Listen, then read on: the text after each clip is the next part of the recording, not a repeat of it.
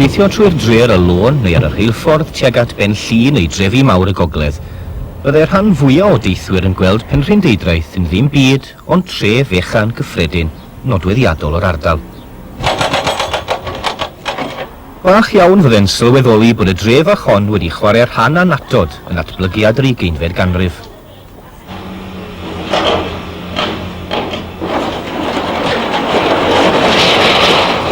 Bod llawer o'r plant fi'n yr ysgol hon wedi mynd yn ei blaen i weithio yn un o'r meysydd perygla sy'n bod.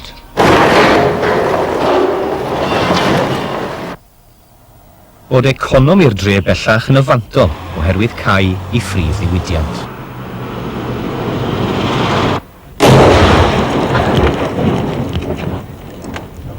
Wrth i 130 o flynyddoedd o gynhyrchu ffrwydron am Penrhyn Deudraeth ddod i ben, all y dre ond edrych ar ei ffatri i cael ei chwalu.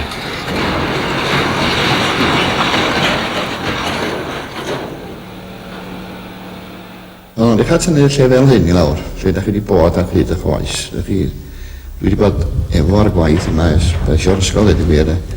Dwi'n mwyn y tro cyntaf pan ai allan o yma, na fydd na ddim cyflistera yma i gael lle da chi. Tynnu rhain i lawr, dwi'n meddwl bydd ein teimlo fwyaf.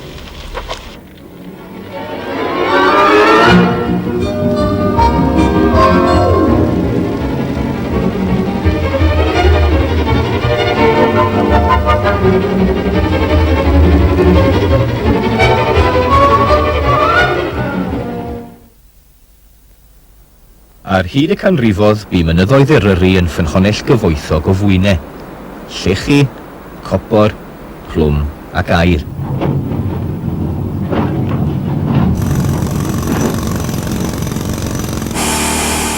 Oherwydd y galw mawr am ffrwydron erbyn y 4edd ganrif ar 15, roedd cyflenwyr mwyaf wlad, cwmnïau megis Nobels Explosives a Curtis and Harvey eisoes yn cyflenwyr ardal, gan glidoi ffrwydron ar longau i harbwr Porthmadog ac ar hyd rheilffordd Estiniog i'r chwareli a'r mwyn gloddiau. Wrth sylwyr y galw mawr hwn am ffrwydron, gwelodd criw o fasnachwyr lleol i cyfle i sefydlu busnes gwneud ffrwydron i hunain. Wedi chwilio'n hir am leoliad, deithant i aber yr afon Dwyryd ger Penrhyn Deudraeth. Mae'r lle ddefrydol i wneud explosives, yn enwedig wneud y cotton, oherwydd rhaid gweld yr bryniau sy'n rhedeg i lawr o y dyffrynnodd rhwngthyn nhw. A hefyd, mae eisiau lle a lot o lobaniaeth oedd i mewn o môr. Cafodd y ffatri thrwydded gyntaf ym 1875, trwydded rhif 14. Yn ystod y 20 mlynedd nesaf, bu amryw o berchnogion yn rhedeg y busnes. Ym 1915, tra'n gwneud ffrwydron dan reolaeth cwmni Yrgeit, bu ffrwydriad a thân a ddinistriodd rhan helaeth y ffatri. Ac yna banig mawr yn Penrhyn, pawb o ffoi i bob cyfeiriad. A wedyn o'na rei Porthmadog a perthynasa yn Penrhyn trio dod i mewn. Ac o'n cael ei dal yn ôl ar y tollgate. Ac un ferch yn deithau Botina, a be welodd hi'n dod rownd y dro o'r gyfeiriad Penrhyn yn crowd o bobl efo bregethwr ar y blaen a golwg gwyllt ar ei wynaf o'r gweiddi. Ffawch i mynyddoedd, Fleet of the Hills, oedd yn gyngor od o'n i feddwl os oedd o'n mynd am y môr. Roedd colli'r ffatri yn ergyd drom i Bryden, a oedd yng nghanol yr rhyfel byd cyntaf wrth gwrs. Roedd yn ergyd drwmach fyth oherwydd bod damwen gyffili wedi digwydd yn ffatri Nobels Explosives. Canlyniad hyn oedd prynder mawr o ffrwydron ar gyfer y bomiau. Gorchmynodd David Lloyd George y gweinidog arfer y pryd i'r ffatri gael ei chymryd drosodd gan y Llywodraeth. Fe'i hail godwyd ar gost o 85,000 o bunnoedd a'i hail enwi yn The National Explosives Factory. Trwy gydol y rhyfel, daliodd i gynhyrchu ffrwydron a oedd wrth gwrs yn anhebgorol i Bryden a chyflogi 349 weithwyr. Wedi'r rhyfel ddod i ben, parhaodd i gynhyrchu am 2 flynedd, ond ym 1921 fe'i ceiwyd a'i rhoi ar werth. Ond hyd yn oed wrth i weithlu'r Penrhyn chwilio am waith arall, roedd gobeith eisoes am atgyfodi'r gwaith powdwr. Ar drwad y ganrif, roedd mwy na 2,500 o byllau glo ym Mhryden. Defnyddiai'r glowyr lawer iawn o ffrwydron i rwygo'r glo o'r ffas. Y ffrwydrin mwyaf cyffredin oedd powdwr di. Doedd hwn ddim yn ddelfrydol oherwydd y nwy yn y pyllau, byddai'r fflam y gynhyrchwyd wrth ffrwydro'r powdwr yn gallu achosi tannau a damweiniau difrifol. Ddiwedd y 4edd ganrif ar 15, dyfeisiodd Alfred Nobel, y gwyddonydd o'r Sweden, ffrwydron oedd â nitroglycerin yn sylfaen iddyn nhw. A hefyd, ffordd i'w tanio nhw. Roedd ffrwydron sy'n cynnwys NG yn effeithiol a saff iawn i rwygo glo o'r daear. Oherwydd, roedd posib cynllunio'n gemegol fanwl i sicrhau nad oedd posibilrwydd o fflamau a tân yn y pwll glo. Daeth ffrwydron nitroglycerin i gymryd lle powdwr di, o ganlyniad roedd llai o ddamweinia a dechreuodd gwaith y penrhyn ffynnu eto.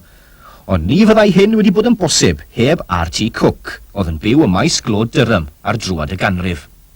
Every village had 2 or 3 pits. I mean, I know from where we used to live in Durham, there were about 4 or 5 in that village alone. Darparai siop deuluol y Cooks wasanaeth anhebgorol i'r glowyr. In the old days, the miners bought their own explosives, or black powder it probably was then, from the grocer, with the weekly groceries, took it to work, used it, went back and got some more next week. Yn fachgen, gweithiau tad David Cook a R.T. Cook yn y siop hon. And I think it became his job to serve the powder. And when his father decided to sell the shop, about 1903, my father decided to just carry on with the explosives.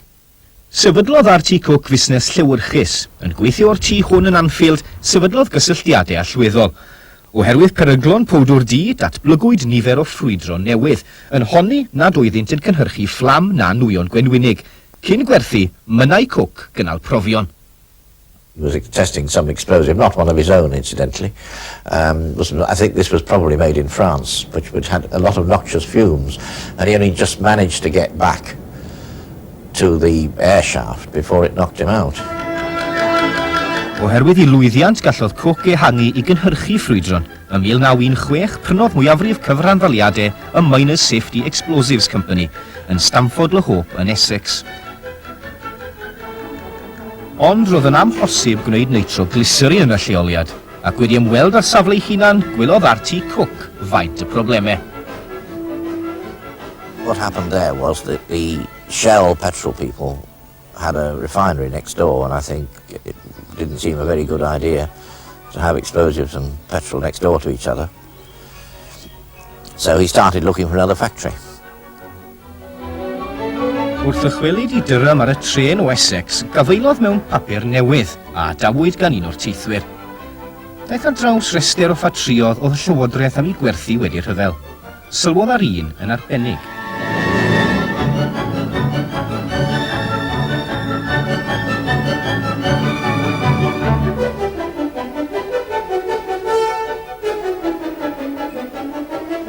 Ymwelodd R.T. Cook ar safle a sylweddolodd i fod yn fan delfrydol i gynhyrchu nitroglycerin. Ym 1922, ail sefydlwyd ffatri ffrwydron Penrhyn Deidraeth.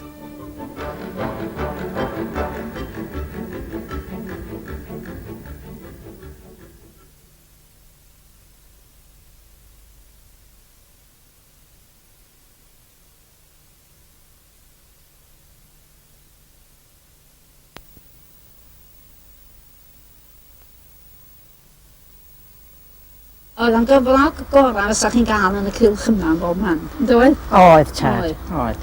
A dwi'n cofio tan drafdas i chi. Oedd y gŵr yn gweithio yn y power station mewn Twrw. Wel, amball wythnos. Wrth gwrs, piswyd erbyn hyn, ynde? Amball wythnos, ond yflog un uwch na fo. Ac oedd yn ei gwylydd yn gafodad. Gwir, ac bod ni'n cael cyflog mwy na fo, ynde? Ond cystal oedd y cyflog am wneud ffrwydron, roedd e'n gallu bod yn waith peryglus iawn. Mae nitroglycerin yn cael ei gynhyrchu trwy gymysgu cyfuniad o asid nitric a sulfuric gyda glycerin. Mae'n hawdd iawn i NG ffrwydro, enghraifft, disgyn o, i daro fo, rhyw broses sy'n rhoi ynni i fewn i NG. Llys enwyd y rhan hon o'r safle yn Clondeic ac fe'i hadeiladwyd ar ochr bella'r bryn mwyn diogelu gweddill y ffatri rhag unrhyw ffrwydriad damweiniol. Oherwydd I fod yn beryglus I symud y nitroglycerin gyda llaw neu bwmpio, defnyddiwyd grym disgyrchiad ym Mhenrhyn I ateb y broblem a'i adael I lifo I lawr i'r cwt cymysgu. Mae NG yn cael ei gymysgu gyda nitrocellulose ac ar ôl hynny mae o'n saffach lawer i'w ddefnyddio. Ar ôl adio nitrocellulose iddo, gallwn adio cemegion arall I greu gwahanol fathau o ffrwydron. Ar ddiwedd y rhyfel cyntaf roedd mwy o ffrwydro nag oedd I hangen yn cael ei cynhyrchu. Dyna wrth gwrs pam ceiwyd gwaith y Penrhyn I ddechrau. Uno oedd y mwyafrif o gynhyrchwyr. Roedd Nobels yn ffurfio partneriaeth fyddai'n datblygu yn ICI.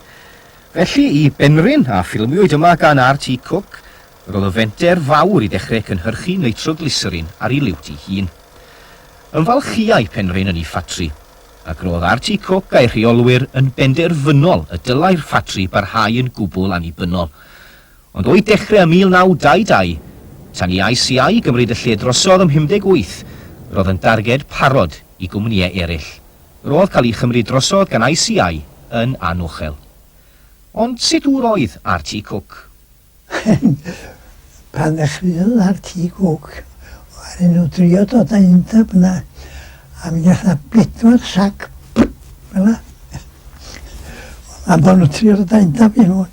Oedd yn gymryd o fel bod oedd wedi dod â gwaith ac yn wedi achub o'r ardal, oedd isio gwaith nhw'n Roedd yna optimistiaeth newydd yn y Penrhyn a'r dyfodol I weld yn ddiogel pan agorwyd ail ffatri wrth i'r Miners Safety Company symud o Essex I Penrhyn Deidraeth. Bodies were declining and people were out of work quite a lot. It certainly altered. People began to get car here and there, which we hadn't seen much of before. Ond nid ceir yn unig oedd yn dod i'r Penrhyn. Fe ddeiau llongau hefyd, un yn arbennig. R.T. isio pwdwr di i'w gwsmeriad a fi tra fo'n wneud o chi. Dyn nhw'n dath o'r ofyn a siai. Sa'n wrthau mae roed oedd oedd cael siar o biar yn tafod yn bildio Florence Cook. Fynd I Holland a ffordd yna i gael pwdwr di chi. A wedyn mi curodd o'r ICI do. Roedd Cook hefyd ar y blaen I ICI y marchnadoedd llewyrchus maes glo Durham, yn defnyddio I long y Florence Cook I gyflenwi'r pyllau ffrwydron nitroglycerin. Ffrwydron a gai hadnabod drwy ogledd Lloegr fel Penrhyn Powder.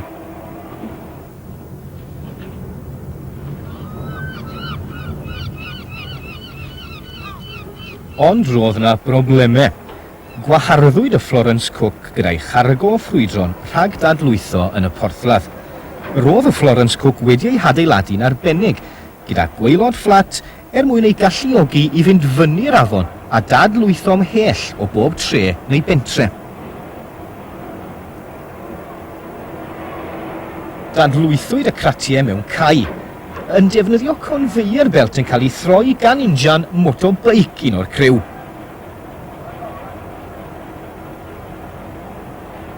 Wedi ei dadlwytho, cariai faniau Cook ei hun y cratiau o ffrwydron i'r storfeydd, ac yna ymlaen i'r cwsmeriad. Ym 1927, lladdwyd un gweithiwr a dinistriwyd rhan helaeth o fyn y Clondeic gan ffrwydriad, a methwyd parhau I gynhyrchu nitroglycerin. Heb nitroglycerin, wynebau'r ffatri golli cwsmeriad a chai. ICI yn unig oedd ar nitroglycerin oedd ei angen ar Cook. Honno'r esblysion gyntaf yn gweith. A wedyn, dwi'n rhaid o mynd ar I gofyn wedyn. Cyflenwodd ICI'r ffrwydron angen rheidiol tra bod y ffatri'n cael ei hael godi, ond roedd amod bod ICI'n cael prynu rhan fwyaf o'r cyfranfaliadau.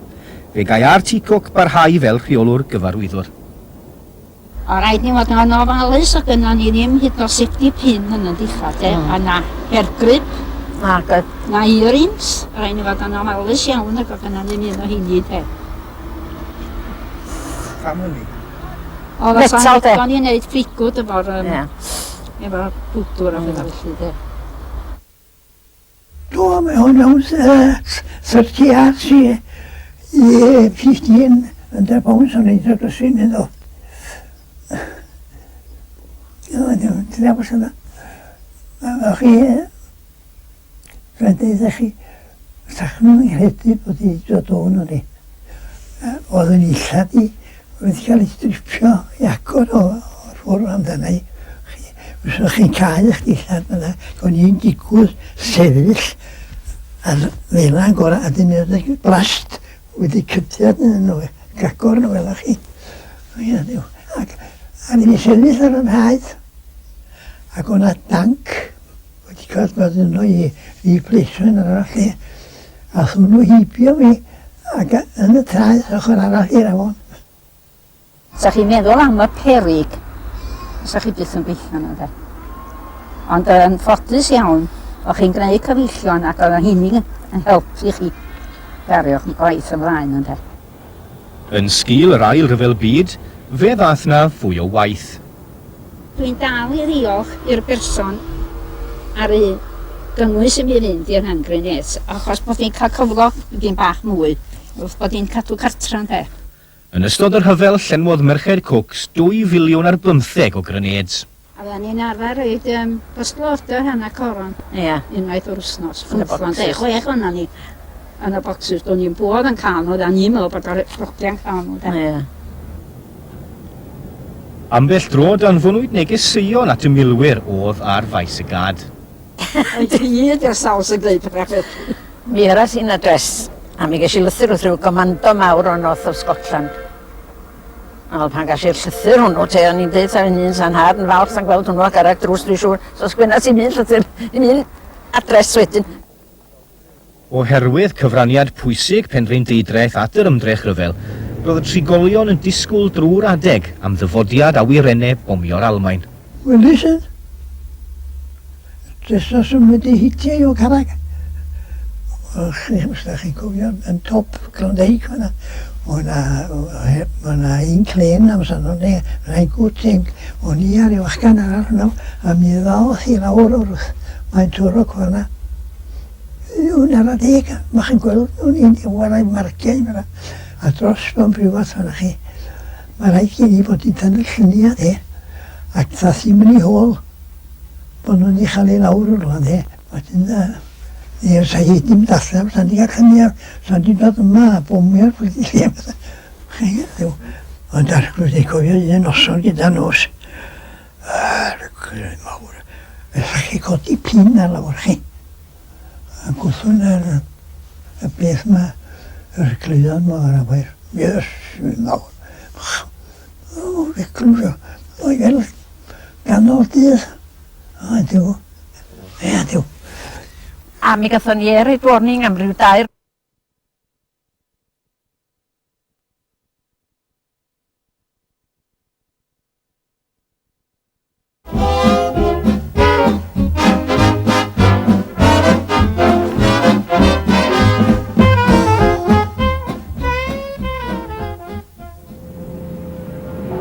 Wedi'r rhyfel, daliai'r ffatri gyflogi dros 300, a pharodd hyn drwy'r 50au, ond y 1957, bu damwen ddifrifol.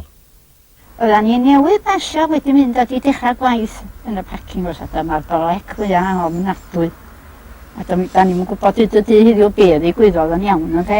Ond fe gollwyd tair o ferchad a un mab ynddo, un dyn chi. A ffrwydiad yn y cwt cartridge ar bwdwr o hwnnw. Conta wedi wyth yn bora. Ia. Y 1958 ymddiolodd Archie Cook. Prynodd ICI weddill y cyfrandaliadau ac ail-enwyd y ffatri. Roedd cyfraniad ICI i'r ffatri yn bennaf yn lun a gwneud yr holl broses yn saffach, gyda pwyslais ar wahanu gweithwyr yn rhan beryclaf o'r gwaith o'r periannau a rhoi system o weithio ar wahân fel remote control ydy'r enw technical enw. Bydd sylwodd ICI arian mawr yng ngwaith Cooks, a symud i gwaith cynhyrchu nitroglycerin o ffatri Nobel yn yr Alban i Benri Deidraeth. Datblygodd yr hen waith powdwr i fod yn waith nitroglycerin mwyaf cyfoes y byd.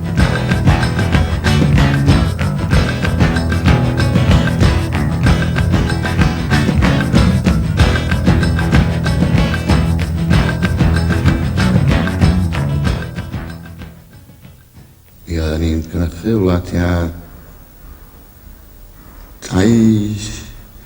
25 dinar y shifft a dyn adag o nitroglycerin powdra mwyaf i'r pella glo.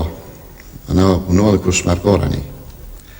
Ac wrth gwrs fel y pella glo yn dirywio yn cael ei cau, yma'n mynd lawr y fyd, siwr.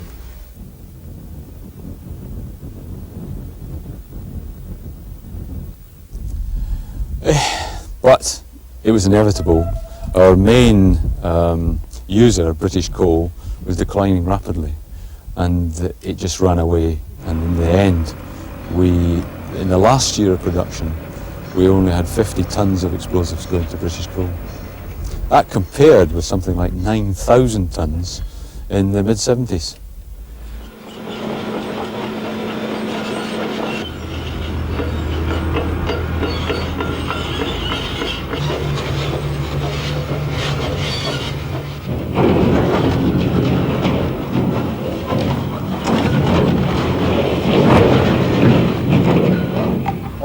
Trist i weld Cooks yn mynd o'na.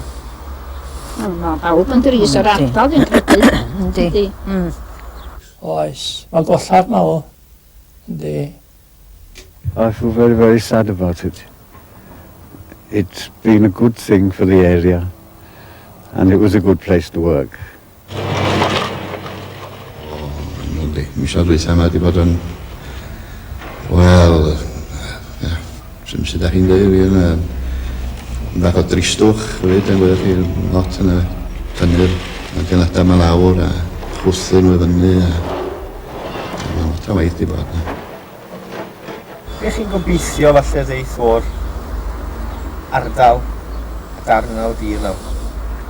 Be maen nhw ddeud maen nhw'n mynd i wneud yna dwa? Mae'r leif mae'r stori yn dweud ond ydw i'n gwybod. Oedd i wildlife na pan oedden ni'n ond oedd. Diolch yn fawr iawn chi. Diolch i chi.